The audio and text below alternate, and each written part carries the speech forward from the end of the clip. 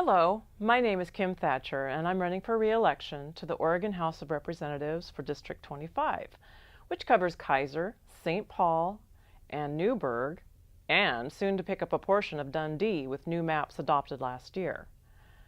First, I know you've heard a lot of campaign promises this year, especially about jobs and what government is going to do to make that happen. Well, I won't make those kind of promises. I don't believe it's government's responsibility to create jobs. As a small business owner, I can tell you it's the private sector, ultimately, which creates the jobs in our state, and we should be doing more to encourage that. There is something state government can do to help the private sector generate more jobs, and it's real simple. Get out of the way. There's something I like to call DIRT, D-U-R-T. It stands for delays, uncertainty, regulation, and taxation. I'll tell you, there's a lot of dirt being shoveled onto our private sector by our state agencies and our state policies. We need to reduce all those things and make Oregon a friendlier place to do business.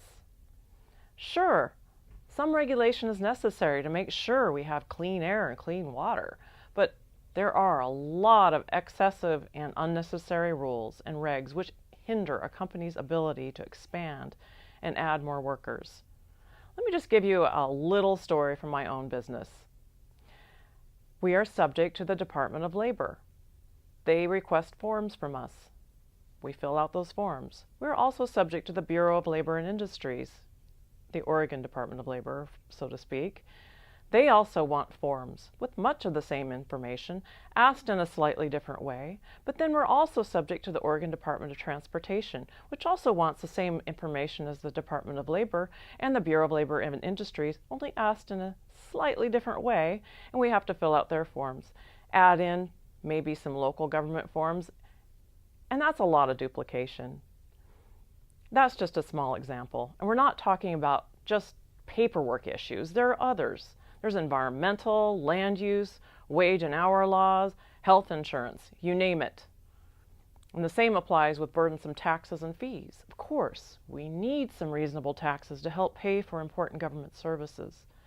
But when Oregon has some of the highest corporate income taxes in the country, something is wrong. I've been a strong advocate for helping businesses at the state level by holding agencies accountable for the impact that their rules have on companies. I've also pushed for a new service that would assist businesses when they run into problems with a state issue or building permit or license application or other concerns. Like I said, we do need to pay for certain state services, but we also need to prioritize spending on the most important things, like schools, strong public safety programs, and help for our most vulnerable citizens, low-income seniors, people with disabilities, and yes, our veterans. I have tried hard to require the legislature to set a budget based on priorities, and I'll keep pushing that. I will also keep working on efforts to show taxpayers where their money's going with the Oregon Transparency website I helped to create a couple years ago. We're trying to add more information to that every year. This website is just one example of the many instances where I have reached out to members of the legislature in the other political party to make something good happen for Oregon. Over the past year or so, I have also worked in a bipartisan way on many other issues. Just to mention a couple of them, one was a new law to crack down on first-time drunk drivers, and another new law protects the privacy of people with concealed handgun permits. So, there is one campaign promise I will make, and that is to represent you the best I can and listen to your concerns when we're making critical decisions at the state capitol. I hope you'll keep that in mind, and please consider a vote for Kim Thatcher for state representative. Thank you.